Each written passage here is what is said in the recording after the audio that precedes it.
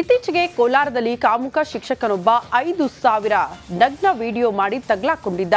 ಇದರ ಬೆನ್ನಲ್ಲೇ ಬೀದರ್ನಲ್ಲೂ ಕೂಡ ಇಂಥದ್ದೇ ಕಾಮ ಪಿಶಾಚಿಗಳು ಅಟ್ಟಹಾಸ ಮೆರೆದಿದ್ರು. ಇದಾದ ಬಳಿಕ ಯಾದಗಿರಿಯಲ್ಲೂ ಕಾಮುಕ ಶಿಕ್ಷಕರ ಹಾವಳಿ ಹೆಚ್ಚಾಗಿದೆ. ಈ ಬಗ್ಗೆ ಅವರೇ ಅಳಲು ತೋಡ್ಕೊಂಡಿದ್ದಾರೆ. ಈ ಕುರಿತ ಒಂದು ರಿಪೋರ್ಟ್ ಇಲ್ಲಿದೆ ನೋಡಿ. ವಸತಿ ಶಾಲೆಯಲ್ಲಿ ಕಾಮುಕ ಟೀಚರ್ಸ್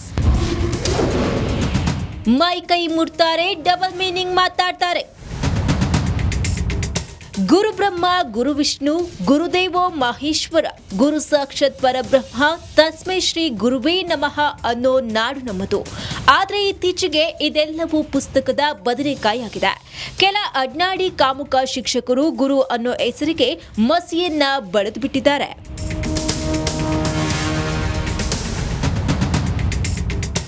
ಹೌದು, ಯಾದಗಿರಿ ಜಿಲ್ಲೆಯ ವಸತಿ ಶಾಲೆಯ ಕಾಮಕಾಂಡ ಬಟಾಬಯಲಾಗಿದೆ.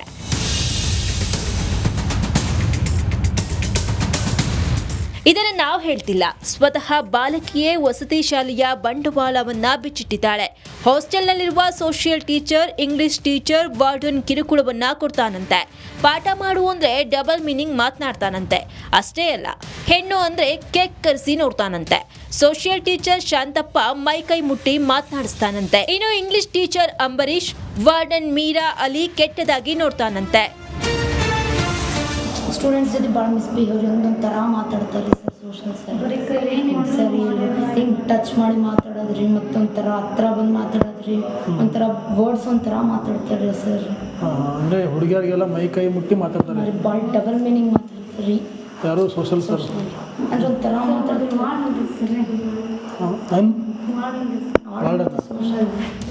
ಮಕ್ಕಳ ಬಾಯಲ್ಲೇ ಕೇಳಿದ್ರಲ್ಲ ವೀಕ್ಷಕರ, ಇಂತಹ ಕಾಮುಕ ಶಿಕ್ಷಕರಿಂದ ಮಕ್ಕಳು ತಾನೇ ಏನ್ ಕಲಿತಾರೋ. ಮಕ್ಕಳಿಗೆ ಕಿರುಕುಳ ಕೊಡ್ತಿರುವ ಶಿಕ್ಷಕರಿಗೆ ತಕ್ಕ ಪಾಠ ಆಗಬೇಕಿದೆ.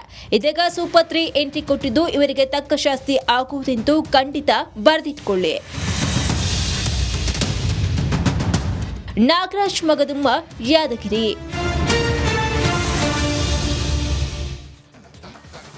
ಫೋನ್ ಟ್ರ್ಯಾಕ್ ಮಾಡಿ ಆರೋಪಿಯನ್ನ ಬಂಧಿಸಿದ್ದಾರೆ. ಜೊತೆಗೆ ಬಂಧಿತ ಆರೋಪಿಯಿಂದ ಕ್ಯಾಬ್ ವಶಕ್ಕೆ ಪಡೆದು ಚಾಲಕನಿಗೆ ಹಿಂದಿರುಗಿಸಿದ್ದಾರೆ. ಈ ವಾಹನಗಳನ್ನು ನಾವು ಬುಕ್ ಮಾಡ್ತೀವಿ, ನಮ್ಮ ಜನರಿಗೆ ಸುವಿಧಾ ಆಗಬೇಕು, ಅವ್ರಿಗೆ ಫೆಸಿಲಿಟಿ ಇರಬೇಕು ಇದು ಅಂತ ಟೆಕ್ನಾಲಜಿ ಯೂಸ್ ಮಾಡುವಂಥ ಒಂದು ಮಾಡೋದು. ಇದು ಟೆಕ್ನಾಲಜಿ ಮಿಸ್ಯೂಸ್ ಮಾಡುವಂಥ ಕೆಲವೊಂದಿಷ್ಟು ಗಿರಾಕಿಗಳು ಈ ಟೈಪ್ ಇರ್ತಾರೆ. ಇವ್ರಿಗೆ ಇದು ಒಂದು ಪಾಠ ಆಗಬೇಕಾಗಿದ್ದರೆ ಅದಕ್ಕೆ ನಾವು ಇಮಿಡಿಯೇಟ್ ಆಗಿ ನಾವು ಸೆಕ್ಯೂರ್ ಮಾಡಿದ್ದೀವಿ. ಸದ್ಯ ಆರೋಪಿ ಖಾನ್ ಪರಪ್ಪನ ಅಗ್ರಹಾರ ಜೈಲು ಪಾಲಾಗಿದ್ದಾನೆ. ಮಂಜುನಾಥ್ ದಿನೂರು, ರಿಪಬ್ಲಿಕ್ ಕನ್ನಡ, ದೇವನಹಳ್ಳಿ.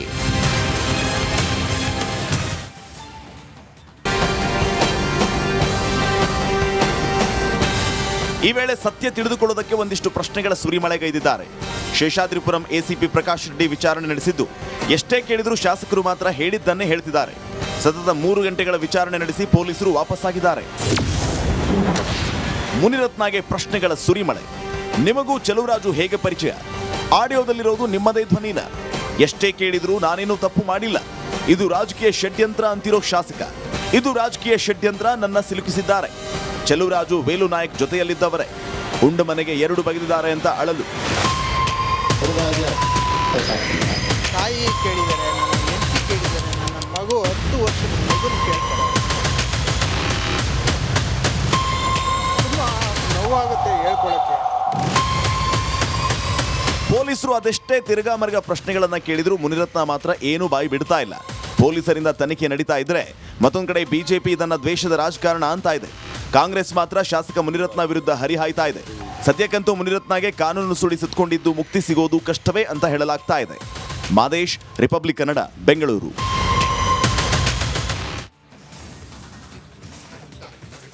ಮುನಿರತ್ನರದ್ದು ಎನ್ನಲಾಗಿರುವಂತಹ ಆಡಿಯೋ ವೈರಲ್ ಬೆನ್ನಲ್ಲೇ ಎಫ್ಐಆರ್ ಆಗಿ ಶಾಸಕ ಅರೆಸ್ಟ್ ಕೂಡ ಆಗಿದ್ದಾರೆ. ಆದ್ರೀಗ ಈ ಕೇಸ್ಗೆ ಮತ್ತೊಂದು ಟ್ವಿಸ್ಟ್ ಸಿಕ್ಕಿದೆ. ಏನದು? ಈ ಸ್ಟೋರಿ ನೋಡಿ. ಮುನಿರತ್ನ ಬಂಧನ ಕೇಸ್ಗೆ ಬಿಗ್ ಟ್ವಿಸ್ಟ್. ಚೆಲುವರಾಜು ಮೇಲೆ ಇತ್ತ ಭಾರಿ ಒತ್ತಡ. ಜಾತಿ ನಿಂದನೆ ಹಾಗೂ ಜೀವ ಬೆದರಿಕೆ ಹಾಕಿದ್ದಾರೆ ಎಂಬ ಆರೋಪದ ಮೇಲೆ ಮುನಿರತ್ನರನ್ನ ಅರೆಸ್ಟ್ ಮಾಡಲಾಗಿದೆ. ಶಾಸಕರ ವಿರುದ್ಧ ಚೆಲುವರಾಜು ದೂರು ನೀಡಿದ ಬಳಿಕ ಫಿಲ್ಮ್ ಸ್ಟೈಲ್ನಲ್ಲಿ ಬಂಧಿಸಲಾಗಿದೆ.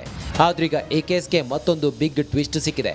ದೂರು ನೀಡಿರೋ ಚೆಲುವರಾಜು ಮೇಲೆ ಹನುಮಂತರಾಯಪ್ಪ ಒತ್ತಡ ಹೇರಿದ್ರ ಅನ್ನೋ ಶಂಕೆ ವ್ಯಕ್ತವಾಗಿದೆ. ಇಬ್ಬರು ಮಾತನಾಡಿದ್ದು ಎನ್ನಲಾದ ಆಡಿಯೋ ವೈರಲ್ ಆಗಿದ್ದು, ರಿಪಬ್ಲಿಕ್ ಕನ್ನಡ ಈ ಆಡಿಯೋ ದೃಢೀಕರಿಸೋದಿಲ್ಲ.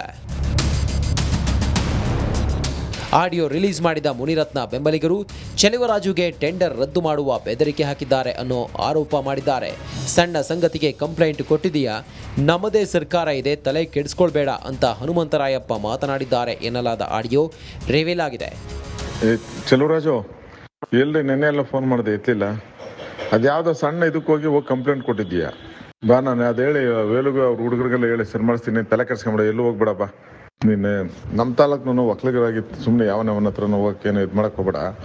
ಬಾಯಲ್ಲಿ ನೀನು ಅದು ಇದು ಮಾಡಿಸ್ತೀನಿ ಬಾ. DCP ಹತ್ರನೂ ಬೇಡ, ಕಮಿಷನರ್ ಹತ್ರನೂ ಬೇಡ. ಹಂಗೇನೋ ಹೋಗ್ಬೇಕಾದ್ರೆ ನಾನೇ ಕರ್ಕೊಂಡು ಹೋಗ್ತೀನಿ, ಹೇಳ್ತೀನಿ ಬಾ. ಒಳ್ಳೆ ಕತೆ ಇಲ್ಲ. ಗೌರ್ಮೆಂಟ್ ನಮ್ದೈತೆ, ನೀನು ಯಾರ್ಯಾರ ಹತ್ರ ಹೋದ್ರೆ ನೀನು ಸಾಲ್ವ್ ಆಯ್ತದ? ಅದರಲ್ಲೂ ನಮ್ಮ ನೀನು ನನ್ನ ತಾಲೂಕು ತಲೆ ಕೆಡ್ಸ್ಕೊಂಬೇಡ, ಬಾ ನೀನು.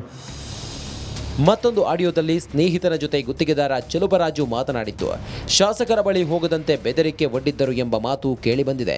ಶಾಸಕರು ನನಗೆ ತೊಂದರೆ ಕೊಟ್ಟವರಲ್ಲ, ಯಾರೋ ಅವರಿಗೆ ಸುಮ್ಮನೆ ಹೇಳಿದ್ದಾರೆ ಎಂಬ ಸಂಭಾಷಣೆ ಮತ್ತೊಂದು ಆಡಿಯೋದಲ್ಲಿದ್ದು, ಆ ಆಡಿಯೋ ವೈರಲ್ ಆಗಿದೆ. ಇದು ಮೋಸ್ಟ್ಲಿ ಇದು ವೇಲುದೇ ಕೆಲಸ ಅಣ್ಣ. ಮಾತಿಲ್ಲ. ಅದು ಏನಾಗಿತ್ತು ಅಂದ್ರೆ MLA ಹತ್ರಕ್ಕೆ ಹೋಗ್ಬೇಡ ನೀನು ಅಂತ ನನಗೆ 4-5 ಸಲ ವಾರ ಮಾಡಿದ್ರು. ಏನೋ ಅಲ್ಲಿ ನೀನೇನೋ ಲಿಂಕ್ ಇಟ್ಕೊಂಡಿದ್ಯಂತೆ, ನೀನ್ ಆ ಕಡೆ ಈ ಕಡೆ ನನ್ನ ಎದುರಿಸಕ್ಕೆ ಈ ಕೆಲಸ ಮಾಡಿರ್ತಾರೆ ಅಂತ ಅನಿಸ್ತಣ ನನಗೆ. ನನ್ನನ್ನ ಅಲ್ಲಿ ಹೋಗ್ಬೇಡ ಅಂತ ಎದುರಿಸಕ್ಕೆ ಈಗ ನಾನು ಎರಡು ಕಡೆ ಮಧ್ಯದಲ್ಲಿ ಬ್ಯಾಲೆನ್ಸ್ ಮಾಡ್ಕೊಂಡು ಯಪ್ಪ ನಾನು ನಿನ್ಗೆ ಅವತ್ತು ಹೇಳ್ದೆ, ನನ್ಗೇನು ಮೋಸ ಮಾಡಿಲ್ಲ. ಆ ಯಪ್ಪ ಕೆಲಸ ಕೊಟ್ಟಿರೋದಕ್ಕೆ, ಆ ಯಪ್ಪ MLA ಆಗಿರೋದಕ್ಕೆ ನನ್ನ ಅನ್ನ ತಿಂತಾ ಇದ್ದೀನಿ. ನಿನ್ನ ಹತ್ರ ಈ ವಿಚಾರ ನಾನು ಅವತ್ತು ಹೇಳ್ದೆ. ಈ ಯಪ್ಪ ಬಿಡ, ಅವನಿಗೆ ಏನ್ ಎದುರ್ಕತ್ಯ ಅಂತ ಈ ಯಪ್ಪ ಏನು ಕಾಂಟ, ಇದು ಯಾರೋ ಹೇಳವ್ರ ಅವ್ರ ಕಿವಿಗೆ. ಸುಮ್ನೆ ಮುನಿರತ್ನ ಮಾತನಾಡಿದ್ದಾರೆ ಎನ್ನಲಾದ ಆಡಿಯೋ ವೈರಲ್ ಬೆನ್ನಲ್ಲೇ ಮತ್ತೊಂದು ಆಡಿಯೋ ರಿಲೀಸ್ ಆಗಿದೆ. ಇದು ಸಾಕಷ್ಟು ಅನುಮಾನಗಳಿಗೆ ಕಾರಣವಾಗಿದೆ. ಆದರೆ ತನಿಖೆಯಿಂದಷ್ಟೇ ಸತ್ಯಾಸತ್ಯತೆ ಹೊರಬರಲಿದೆ. Bureau report, republic Kannada. Dengue ಜೊತೆಗೆ ಮತ್ತೊಂದು ಆತಂಕ ಶುರುವಾಗಿದೆ. ಕೇರಳದ ನಿಫಾ ರಾಜ್ಯಕ್ಕೂ ಕಾಲಿಟ್ಟಿದೆ ಎನ್ನಲಾಗ್ತಾ ಇದೆ. ಶಂಕಿತ ನಿಫಾಗೆ ವಿದ್ಯಾರ್ಥಿಯೊಬ್ಬ ಬಲಿಯಾಗಿದ್ದಾನೆ. ಆದರೆ ಆರೋಗ್ಯ ಸಚಿವರು ಆತಂಕ ಬೇಡ ಅಂತ ಅಭಯ ಕೊಟ್ಟಿದ್ದಾರೆ. ಈ ಕುರಿತ ಒಂದು ರಿಪೋರ್ಟ್ ಇಲ್ಲಿದೆ ನೋಡಿ.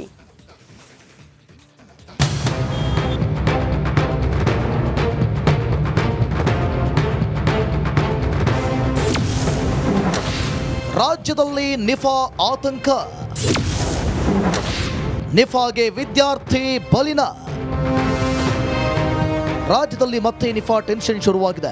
ಕೇರಳದಲ್ಲಿ ಅಬ್ಬರಿಸುತ್ತಿರುವ ನಿಫಾ ರಾಜ್ಯಕ್ಕೂ ಗಂಡಾಂತರ ತಂದಿದೆ. ಇಂಜಿನಿಯರಿಂಗ್ ಓದುತ್ತಿದ್ದ 23 ವರ್ಷದ ಯುವಕ ಕೇರಳದಲ್ಲಿ ನಿಫಾಗೆ ಬಲಿಯಾಗಿದ್ದಾನೆ ಎನ್ನಲಾಗ್ತಿದೆ. ನಿಫಾಗೆ ವಿದ್ಯಾರ್ಥಿ ಬಲಿ. ಕೇರಳದ ಮಲಪುರಂ ಮೂಲದ ವಿದ್ಯಾರ್ಥಿ ಬೆಂಗಳೂರಿನ ಪ್ರತಿಷ್ಠಿತ ಇಂಜಿನಿಯರಿಂಗ್ ಕಾಲೇಜಿನಲ್ಲಿ ಓದುತ್ತಿದ್ದ. ಕಾಲಿಗೆ ಪೆಟ್ಟು ಬಿದ್ದ ಕಾರಣ ಆಗಸ್ಟ್ 25ರಂದು ತನ್ನೂರಿಗೆ ತೆರಳಿದ್ದ. ಸೆಪ್ಟೆಂಬರ್ 5ರಂದು ಯುವಕನಿಗೆ ಜ್ವರ ಕಾಣಿಸಿಕೊಂಡಿತ್ತು. ಹತ್ತಿರದ ಕ್ಲಿನಿಕ್ನಲ್ಲಿ ಚಿಕಿತ್ಸೆ ಪಡೆದರೂ ಸುಧಾರಿಸಿಲ್ಲ. ಸೆಪ್ಟೆಂಬರ್ 6ರಂದು ಯುವಕನಿಗೆ ವಿಪರೀತ ವಾಂತಿ ಶುರುವಾಗಿದೆ. ಆರೋಗ್ಯ ಬಿಗಡಾಯಿಸಿದ ಕಾರಣ ಸೆಪ್ಟೆಂಬರ್ 7ರಂದು ಆತನನ್ನು ಕೇರಳದ ಖಾಸಗಿ ಆಸ್ಪತ್ರೆಗೆ ದಾಖಲಿಸಲಾಗಿತ್ತು. ಆದರೆ ಯುವಕ ಸೆಪ್ಟೆಂಬರ್ 8ರಂದು ಕೊನೆಯುಸಿರೆಳೆದಿದ್ದಾನೆ. ಮೃತ ಯುವಕನ ಬ್ಲಡ್ ಹಾಗೂ ಸಿರಮ್ ಸ್ಯಾಂಪಲ್ನಲ್ಲಿ ನಿಫಾ ಪಾಸಿಟಿವ್ ಬಂದಿದೆ. ಯುವಕನ ಬ್ಲಡ್ ರಿಪೋರ್ಟ್ ಪ್ರೈಮರಿ ಪರೀಕ್ಷೆಯಲ್ಲಿ ಪಾಸಿಟಿವ್ ಬಂದಿದೆ. ಮತ್ತೊಮ್ಮೆ ಯುವಕನ ಬ್ಲಡ್ ಸ್ಯಾಂಪಲ್ ಲ್ಯಾಬ್ಗೆ ಕಳುಹಿಸಲಾಗಿದ್ದು ಅಂತಿಮ ವರದಿಗೆ ಕಾಯಲಾಗ್ತಿದೆ. ಈಗ ನಿಫಾಗೆ ಒಬ್ಬ ವಿದ್ಯಾರ್ಥಿ ಬಲಿಯಾಗಿದ್ದಾನೆ ಕೇರಳದಲ್ಲಿ. ಅದು ಹಿಂದೆಯಿಂದ ಅನೇಕ ಸಂದರ್ಭಗಳಲ್ಲಿ ಆಗ್ತದೆ. ಕರ್ನಾಟಕದಲ್ಲಿ ಅದು ಕೂಡ ನಿಫಾ ಒಂದು ಪ್ರಕರಣಗಳು ಬಂದಿಲ್ಲ ಇದುವರೆಗೂ. ಕೇಂದ್ರ ಸರ್ಕಾರ ಸಹ ಏರಾಡ್ ಘೋಷಣೆ ಮಾಡಿದೆ. ಅದು ಕೇರಳ, ಅದು ಬೆಂಗಳೂರು ವಿದ್ಯಾರ್ಥಿ ಹುಡುಗ ಸರ್, ಕೇರಳಕ್ಕೆ ಹೋಗಿ ಈಗ ಬಲಿಯಾಗಿದ್ದಾನೆ ಸರ್. ಹೌದು, ಅದರಿಂದ ಅದೆಲ್ಲ ನಾವು ವಿಚಾರಣೆ ಮಾಡ್ತೀವಿ. ಆದರೆ ಏನೇನು ಈಗಾಗಲೇ ಡೆಂಗ್ಯೂ ವಿಚಾರ ಇದೆ ಎಲ್ಲದರಲ್ಲೂ ಕೂಡ ಎಚ್ಚರಿಕೆ ಕ್ರಮಗಳು ತೊಗೊಂಡಿದ್ದೀವಿ. ಅದನ್ನು ಮುಂದುವರಿಸ್ತೀವಿ. ಅದರ ಬಗ್ಗೆ ನಾವು ಅದರ ಬೆಳವಣಿಗೆ ಅಥವಾ ಹರಡುವಿಕೆ ಆಗ್ತದೆ ಇರುವಾಗ ಅದನ್ನು ಕೂಡ ನಾವು ಚೆಕಪ್ ಮಾಡ್ತೀವಿ. ನಿಫಾಗೆ ಬಲಿಯಾದ ಶಂಕಿತ ವಿದ್ಯಾರ್ಥಿ ಸಂಪರ್ಕಿತರ ಹುಡುಕಾಟ ಶುರುವಾಗಿದೆ. 70 ಜನ ಪ್ರೈಮರಿ ಕಾಂಟ್ಯಾಕ್ಟ್ನಲ್ಲಿ ಇದ್ದವರು ಕೇರಳ ಮೂಲದವರು ಎನ್ನಲಾಗ್ತಿದೆ. ಆದರೂ ಬೆಂಗಳೂರಿನಲ್ಲಿ ಸಂಪರ್ಕಿತರನ್ನ ಪತ್ತೆ ಹಚ್ಚಲು ಆರೋಗ್ಯ ಇಲಾಖೆ ಮುಂದಾಗಿದೆ. ದೀಪ್ತಿ ತೋಳ್ಪಾಡಿ, ರಿಪಬ್ಲಿಕ್ ಕನ್ನಡ, ಬೆಂಗಳೂರು.